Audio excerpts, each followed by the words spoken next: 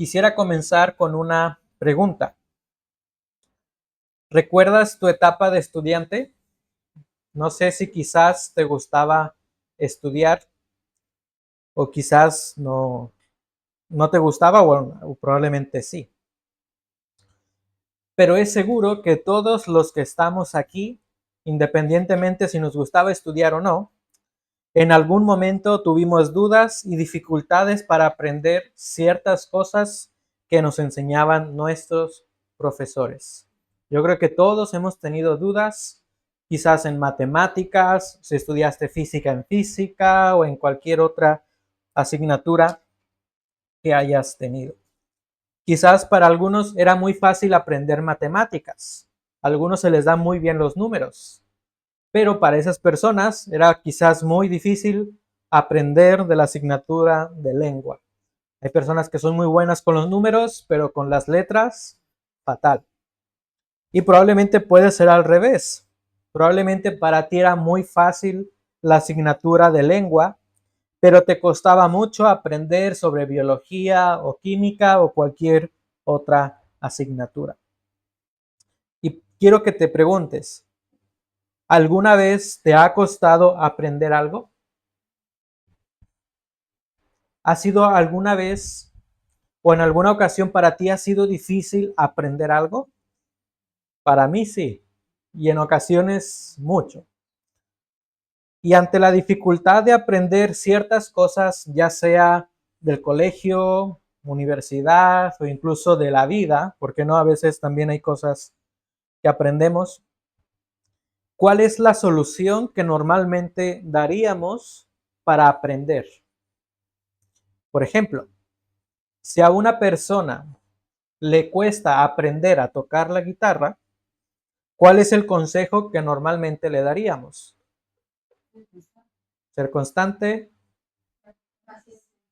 practicar, porque la práctica hace al maestro, ¿no? Es el dicho que normalmente se le da.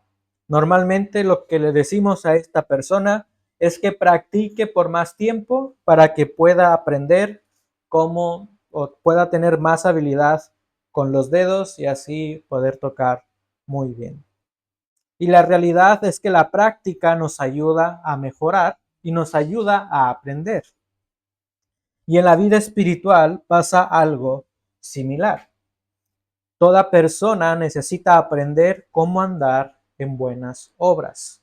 Todos, sin excepción, necesitamos aprender cómo andar en buenas obras.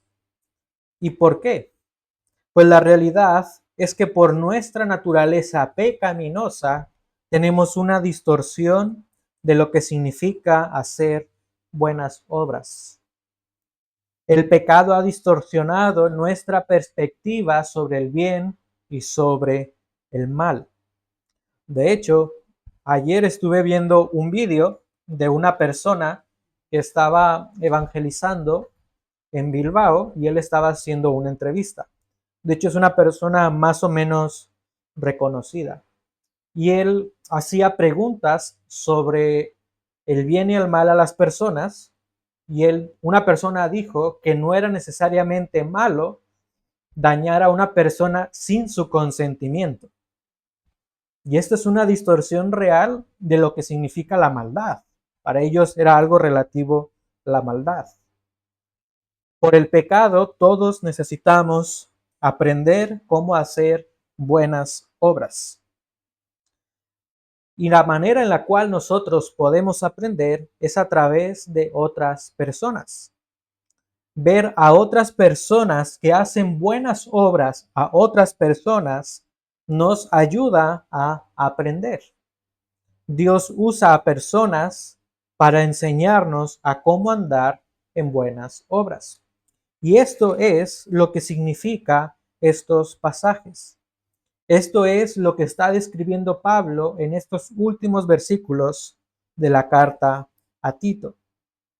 Pablo termina esta carta mencionándole a Tito a que reciba ciertas personas para que al recibirlas los cretenses pudieran aprender cómo hacer buenas obras a los creyentes. Y aquí hay algo muy importante.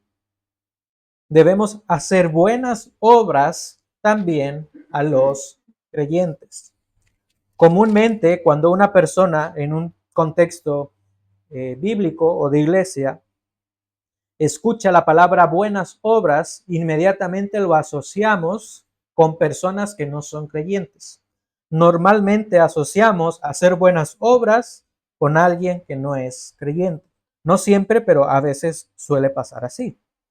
Y es verdad, esto es parte de hacer buenas obras, pero no es toda la realidad de las buenas obras.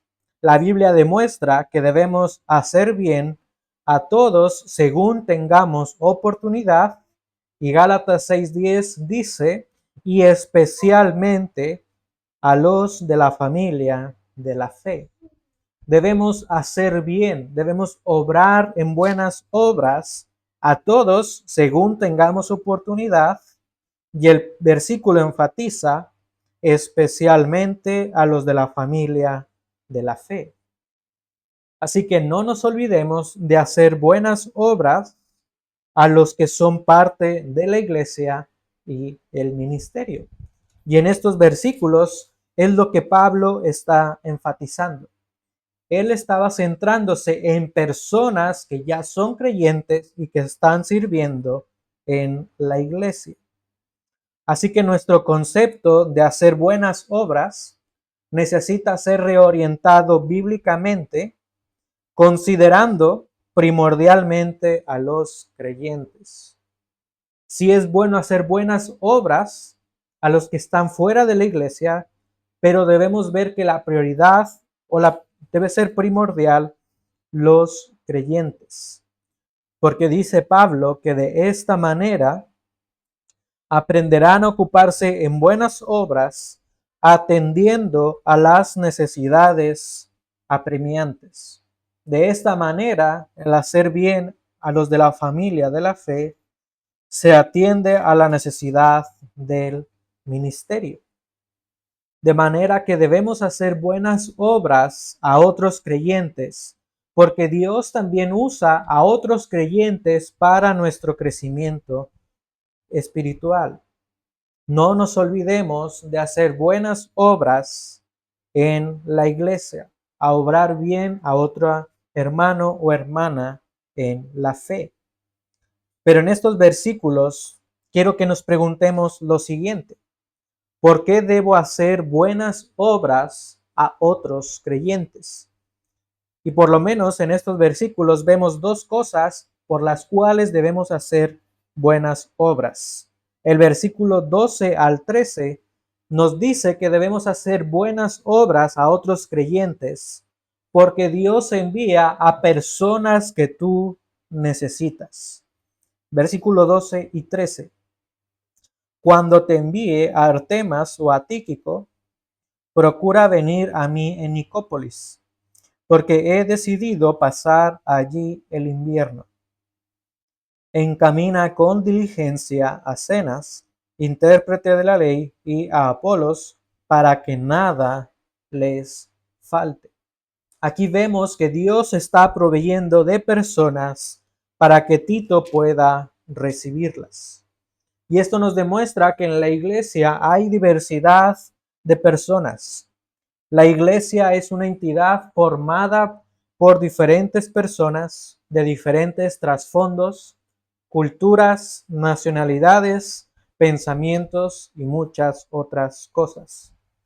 Pero en esa diversidad no necesariamente significa que hay división. Aunque sí somos diferentes, en Cristo somos un solo cuerpo, guiados por Él. Nosotros tenemos la misma fe, tenemos el mismo conocimiento del Dios verdadero y tenemos la misma esperanza. Y esto es lo que Pablo mencionó al principio. Nota lo que dice a Tito 1, 1 y 2. Pablo, siervo de Dios y apóstol de Jesucristo, conforme a la fe de los escogidos de Dios y al pleno conocimiento de la verdad que es según la piedad, con la esperanza de vida eterna, la cual Dios, que no miente, prometió desde los tiempos eternos y manifestó a su debido tiempo la palabra. Y versículo 4, escribo a Tito. Pablo establece el fundamento para escribir esta carta, que tenemos la misma fe, tenemos el mismo conocimiento del Dios verdadero y la misma esperanza. Así que tenemos diferentes personalidades, pero tenemos la misma fe en Dios. Y quiero que notes un versículo muy importante. Primera a los Corintios 12:4. En Primera a los Corintios 12, Pablo está hablando sobre la diversidad de los dones en la iglesia. Pero nota lo que dice el versículo 4. Ahora bien, hay diversidad de dones, pero el Espíritu es el mismo. Y hay diversidad de ministerios, pero el Señor es el mismo. Versículo 6. Y hay diversidad de operaciones, pero es el mismo Dios que hace todas las cosas en todos. Estos versículos nos garantizan la unidad de la iglesia a pesar de la diversidad. La Biblia garantiza unidad en la diversidad de las personas.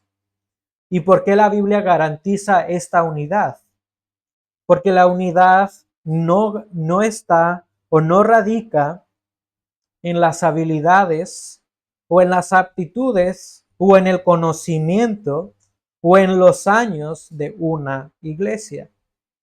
Nota que estos versículos nos dicen que la unidad está fundamentada en Dios. Nos dice que hay diversidad de dones, pero el Espíritu es el mismo. Hay diversidad de ministerios, pero el Señor es el mismo. Hay diversidad de operaciones, pero el mismo Dios es el que hace todas las cosas en nosotros. Así que la iglesia tiene garantizada la unidad si nos centramos en el carácter y en la obra de Dios. Porque esto es parte del carácter y de la esencia de Dios. Dios es una sola unidad. Dios es tres personas y cada persona cumple un rol divino en la creación y en la salvación, como lo hemos visto en otros versículos. Y por ese carácter y por esa esencia de Dios de unidad, Dios promueve la diversidad de habilidades, de dones, de conocimientos en la iglesia para que todos podamos alcanzar la edificación espiritual como creyentes. Y esto es muy notorio en Tito. Es notorio que Dios promueve la diversidad de los dones de las personas para subsanar una deficiencia de la iglesia de Creta. Observa bien a quién está enviando Pablo a Tito. Pablo está enviando a Zenas y a Apolos. ¿Y esto qué tiene de relevante? Recuerda contra qué estaba luchando la iglesia de Creta. Contra falsas enseñanzas judaizantes. ¿Y a quién está enviando Pablo? A personas que se les puede decir eran doctores en la ley, tenían un conocimiento profundo en las escrituras y podían debatir y argumentar contra estas enseñanzas. Eran personas reconocidas por su habilidad y por sus conocimientos en las escrituras. El mismo versículo nos dice que Zenas era un intérprete de la ley. Y Hechos capítulo 18 nos dice que Apolos era un hombre elocuente en las escrituras. Así que Dios envió a personas capaces de ayudar a los cretenses frente a las falsas enseñanzas que ellos estaban teniendo. Así que el principio es muy claro aquí. Dios envía a personas en su iglesia para el crecimiento espiritual. Dios provee de personas para ayudar a la iglesia. Y esta es una verdad innegable. Dios siempre provee de personas en su iglesia, porque la iglesia no es de hombres, la iglesia es del Señor. Y aquí el problema muchas veces radica en nosotros como seres humanos. Muchas veces vemos a las personas como una carga, en lugar de verlas como una bendición de Dios. Cuando Dios envía a alguien con ciertos dones para ayudar en su iglesia, podemos ser individualistas. Podemos centrarnos solamente en nosotros y pensar que no necesitamos de nadie para crecer y aprender en buenas obras. Y esto es un problema muy grande que vivimos como iglesia del siglo XXI. El individualismo es un problema actual con el que lucha la iglesia del Señor en este tiempo. Pero Dios no nos creó de manera individualista. No nos creó como seres individualistas. Dios nos creó con la capacidad y sobre todo con la necesidad de relacionarnos correctamente con otras personas. Y esto es en realidad parte de la esencia del hombre, relacionarnos con otros. Y esto es a su vez parte de lo que significa ser creado a imagen de Dios. Dios interactúa en la Trinidad y Él nos ha creado a su imagen y nosotros somos seres sociables. Incluso desde la creación de Adán y Eva, vemos este principio de la necesidad de relacionarnos con otros.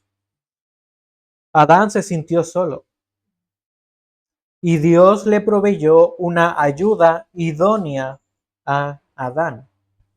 Y ayuda idónea, en realidad, en Génesis, quiere decir complemento. Es decir, que Dios proveyó del complemento perfecto a Adán. Y desde ese momento, Adán ya no se sintió solo, porque él tenía su complemento. Pero sabemos que esa relación fue corrompida por el pecado. Y de la misma manera, nuestras relaciones también lo son. Por nuestro pecado queremos abstenernos de otras personas. Queremos alejarnos de otras personas porque amamos nuestro corazón. Porque no queremos que nadie descubra lo que hay dentro de nuestro ser. Queremos encerrarnos para que nadie vea quiénes somos en realidad. Pero Dios provee de personas en tu vida para que tú puedas aprender cómo es la vida cristiana. Por lo tanto, no seamos egoístas, no seamos individualistas, no seamos orgullosos en decir que no necesitamos de nadie más. Acepta a personas en tu vida. Pueden ser el complemento que tú necesitas para aprender a vivir cómo es la vida cristiana. Y la pregunta crucial aquí es esta: ¿qué harás con las personas que Dios está proveyendo para tu vida? Porque de algo estoy seguro. Dios ha puesto por lo menos a una persona en tu vida para tu crecimiento espiritual. De eso no tengo duda. Dios provee para nuestras vidas a personas para crecer espiritualmente. Y en Tito podemos ver que él debía recibir a personas espirituales, a personas maduras en la fe para ayudar en la iglesia. Pero notemos que él debía recibirlas encaminándolas. Nota el versículo 13. Encamina con diligencia a Zenas, intérprete de la ley, y a Apolos, para que nada les falte. Ahora, ¿qué quiere decir encaminar? En varias ocasiones esta palabra aparece en la Biblia. Quiero que también veas Tercera de Juan,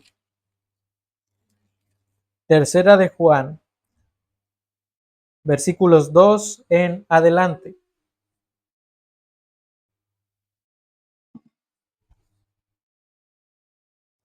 Tercera de Juan 2 en adelante.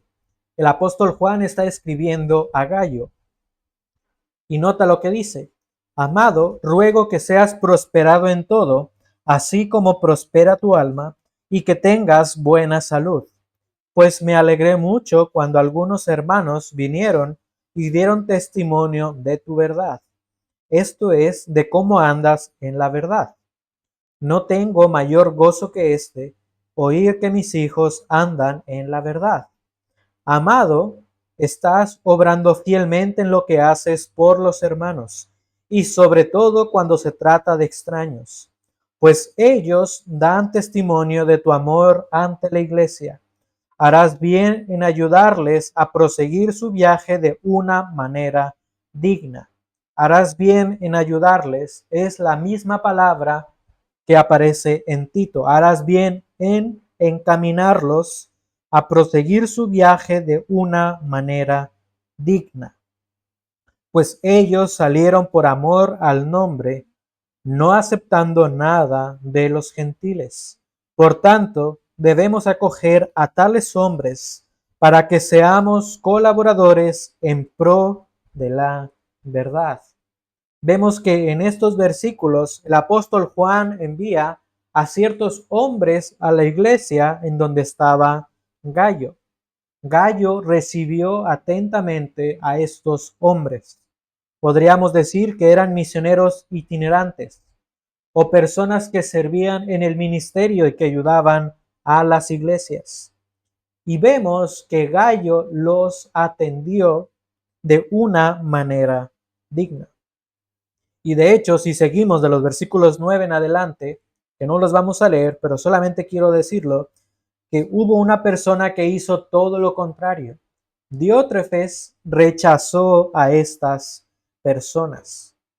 Así que el concepto de encaminar es en realidad proveer lo necesario, ayudar a ciertas personas en el contexto del ministerio para que cumplan la obra de Dios.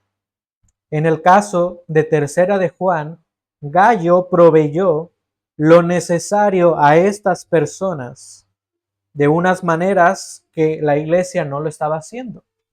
Él abrió las puertas de su hogar. Él abrió las puertas de la iglesia para ayudar a estos misioneros itinerantes.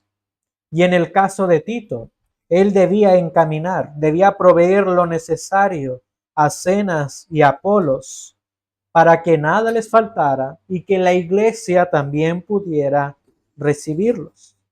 Así que hay un principio muy claro y muy sencillo aquí. A las personas que Dios provee en tu vida para tu crecimiento espiritual, tú debes encaminarlos para que cumplan el propósito de Dios para ti. Dios quiere que aprendas de otras personas. Dios quiere que tú aprendas a través de las personas que Él envía a tu vida. Y esto creo que quizás se entiende mejor con una ilustración o con un ejemplo. No sé si quizás alguna vez tú has pasado por una situación muy particular en la que el Espíritu Santo te está guiando para ayudar a un hermano de la iglesia. No sé, puede ser ayudar para aconsejar, ayudar simplemente para escuchar a la otra persona, puede ser ayudar económicamente, en lo que sea. Pero quizás en alguna ocasión Dios, a través de su Espíritu, habló a tu vida o puso en tu corazón el deseo de ayudar a otro hermano o hermana. Así que quizás tú te has sentido con esa necesidad de hacerlo porque Dios lo ha puesto en tu corazón. Así que te acercas a esta persona, quieres hablar con esta persona, ver qué es lo que necesita, pero no sé si quizás te ha pasado que esa persona nada más no quiere hablar y parece ser que te quiere ignorar. Prefiere solucionar su problema de manera solitaria. Pero tú no te sientes bien, porque tú sabes que Dios ha puesto eso en tu corazón de ayudar. Y vuelves a intentarlo con esta persona. Nuevamente te acercas a esta persona y le dices que tienes el deseo de ayudar en lo que sea posible. Pero esta persona pudiera ser que reaccionara mal, pudiera ser que se aleja y en su corazón, en sus pensamientos, quizás piensa que tú eres un pesado, una pesada, que eres una persona cotilla y que solamente quieres saber qué es lo que está pasando. Tú quisiste ayudar, pero la otra persona no quiso recibir tu ayuda. No sé si quizás esto alguna vez te ha pasado. Si tú estás en la situación de esta persona que no quiere recibir ayuda, quiero animarte a que tú permitas que otras personas se acerquen a tu vida para que cumplan el propósito de Dios para ti, para que puedan ayudarte en tu vida espiritual. Dios usa a otros creyentes para que puedas aprender a vivir en buenas obras y hacer bien a otros hermanos en la fe. Y en la iglesia del Señor, nuestra motivación de ayudar y de enseñar a otros creyentes debe ser la edificación del cuerpo de Cristo. Así que Dios provee a personas para que la iglesia sea edificada y no sea dañada. ¿Por qué debes hacer buenas obras a otros creyentes? Nota cómo termina este libro, esta carta, versículo 14. Y que nuestro pueblo aprenda a ocuparse en buenas obras, atendiendo a las necesidades apremiantes, para que no estén su fruto. Nota cómo concluye, que nuestro pueblo aprenda a ocuparse en buenas obras. Esto puede sugerir algunas cosas. Esto puede sugerir que los cretenses no sabían o probablemente no entendían la importancia de hacer buenas obras a otros creyentes. Quizás ellos no sabían o no entendían cómo podían hacer buenas obras a otros creyentes por las falsas enseñanzas. O también podía ser por la influencia de la cultura que los rodeaba. Pero sea cual sea el caso, algo más los estaba distrayendo, algo más los estaba confundiendo y no actuaban con buenas obras en la iglesia. Y que Tito recibiera a estas dos personas, a Zenas y a Apolos, sería de ejemplo para los cretenses. De esta forma ellos aprenderían cómo hacer buenas obras a hermanos en la fe. Ellos verían que aquellas personas que se preocupan por el bienestar de la iglesia, es importante también ayudarles. Y esto en realidad también involucraba a los cretenses. No era solamente una responsabilidad de Tito. También los cretenses tenían que estar dispuestos a aprender. Porque por más que Tito enseñara con su ejemplo, por más que Tito recibiera a estas dos personas, sería en vano si los cretenses no estaban dispuestos a aprender. Sería en vano si para los cretenses no era importante. Y para esto se necesita humildad. Los cretenses necesitaban humildad para reconocer la carencia que ellos tenían.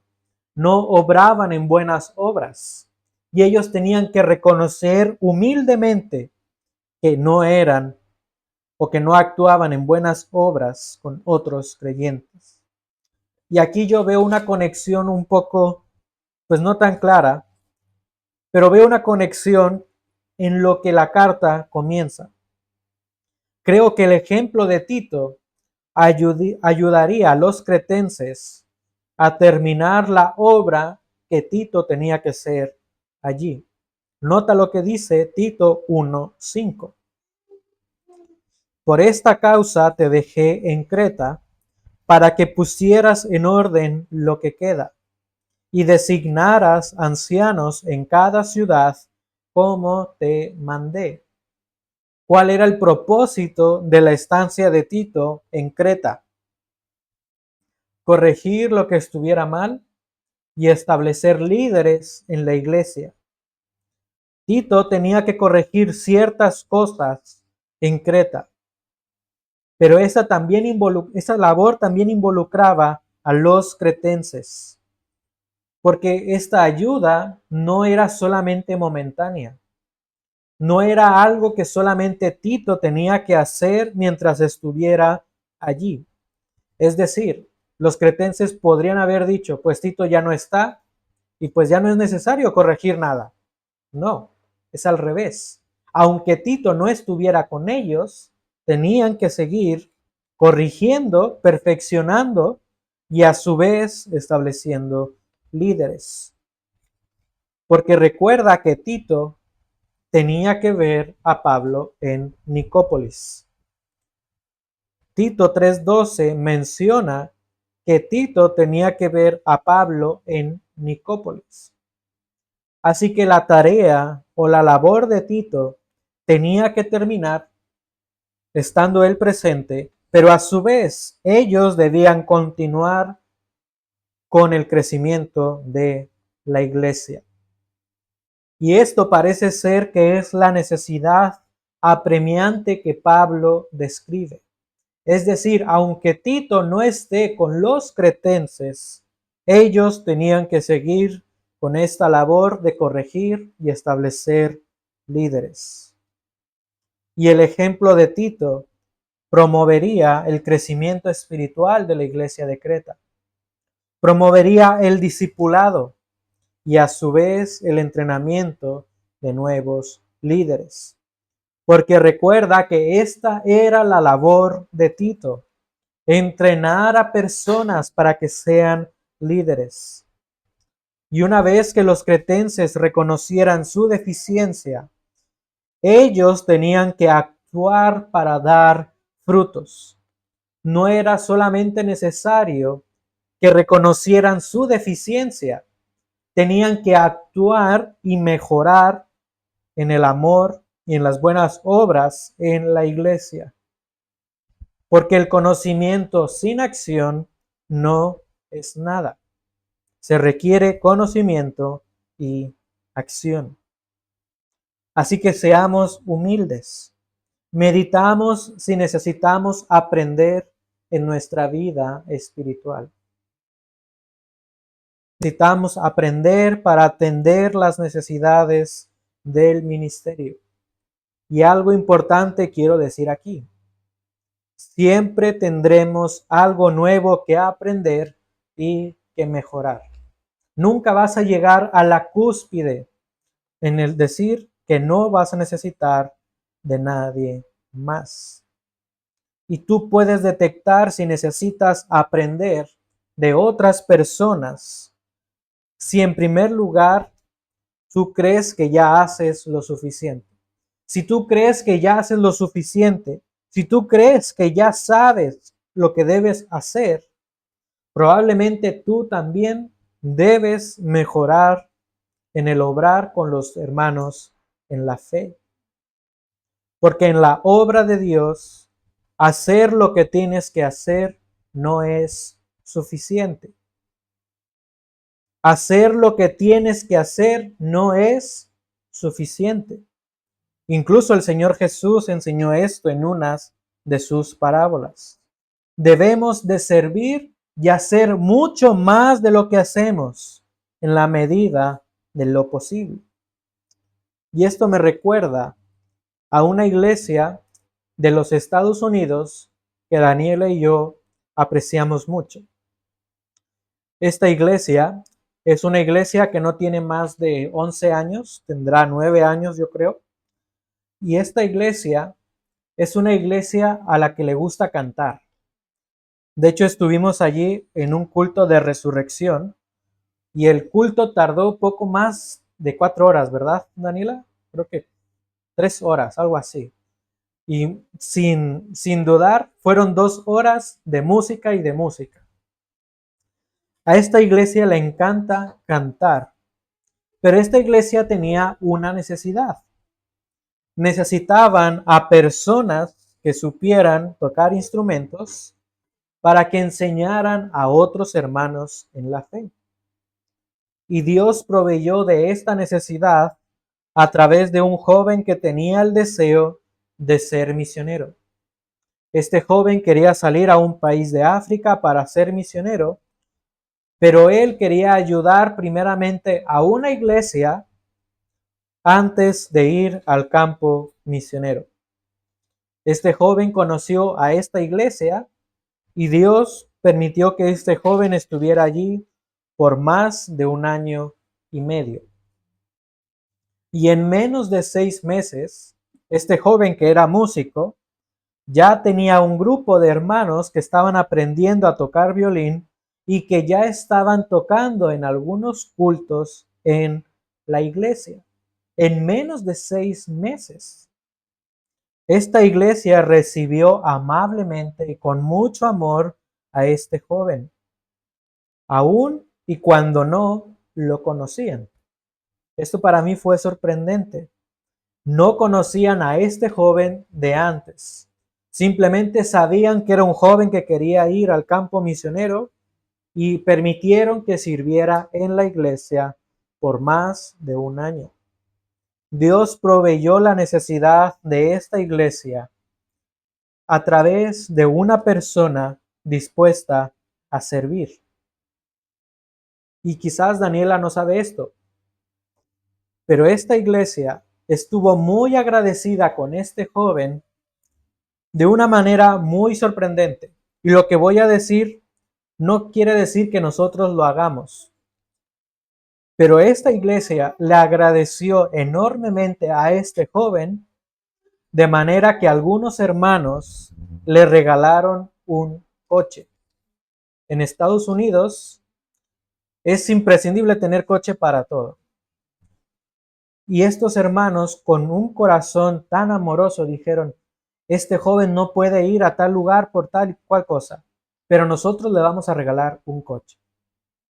Cuando yo escuché de eso, me quedé muy sorprendido, porque eso demuestra el corazón agradecido de esta iglesia.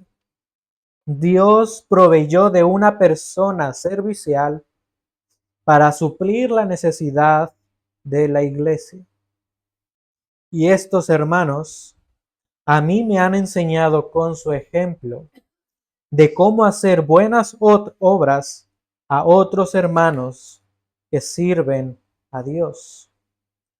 Necesitamos aprender de otros para actuar en la vida cristiana. Necesitas aprender de otras personas. Tú necesitas de la iglesia. Necesitas de otros hermanos en la fe. Dios provee de personas en su iglesia para atender las necesidades apremiantes de la iglesia. Dios provee a través de personas con diversos talentos, con diversos dones, y Dios capacita a su iglesia para que todo creyente pueda ser edificado. Tito tenía que encontrarse con Pablo en Nicópolis, pero lo que él hizo en la iglesia debía perdurar y seguir aunque él ya no estuviera allí. La iglesia debía seguir con la misma labor de recibir a personas que están dispuestas a servir. Estos hermanos crecieron en edificación de la palabra, vivieron piadosamente y establecieron líderes recibiendo a personas. Y quiero que notes cómo comenzó esta carta y cómo termina esta carta. La carta comenzó con la fe y esperanza que tenemos en común todos los creyentes. Y por esa fe que tenemos en común, los cretenses podían escuchar a Pablo y seguir a Tito. Por esa fe en común, ellos podían corregir lo que era deficiente y establecer a líderes aptos para la obra del ministerio. Los cretenses tenían que recordar que no estaban solos. Dios les estaba proveyendo de personas para que aprendieran a vivir piadosamente. Dios estaba proveyendo a la iglesia de Creta a personas que fueran de bendición para sus vidas. Y de esa misma manera termina la carta. Pablo les está recordando que necesitan de otras personas para su beneficio espiritual. Y nosotros no estamos exentos de este principio. Porque Dios usa a personas para tu crecimiento espiritual. Tú debes recibirlas y hacer buenas obras con ellas. No seas un cristiano o cristiana individualista. No seas una cristiana egoísta que solamente piensa en tu beneficio espiritual. Recibe a las personas que se preocupan por tu bienestar espiritual. Sirve a otros hermanos en la fe para que la obra de Dios siga y que perdure hasta que Él venga. Los cretenses tenían que recordar que no estaban solos y que necesitaban de otros creyentes. Y nosotros necesitamos recordar lo mismo. No estamos solos. Dios provee de personas para que podamos crecer espiritualmente. Si Dios ha puesto a una persona en tu vida, en primer lugar, agradece a Dios por ella. Agradece a Dios porque Él está proveyendo de alguien que pueda ayudarte en tu madurez espiritual. Pero también recibe a esa persona con un corazón humilde, reconociendo que es Dios quien la envía para tu crecimiento espiritual. Así que oremos y pongamos nuestros ojos en Dios.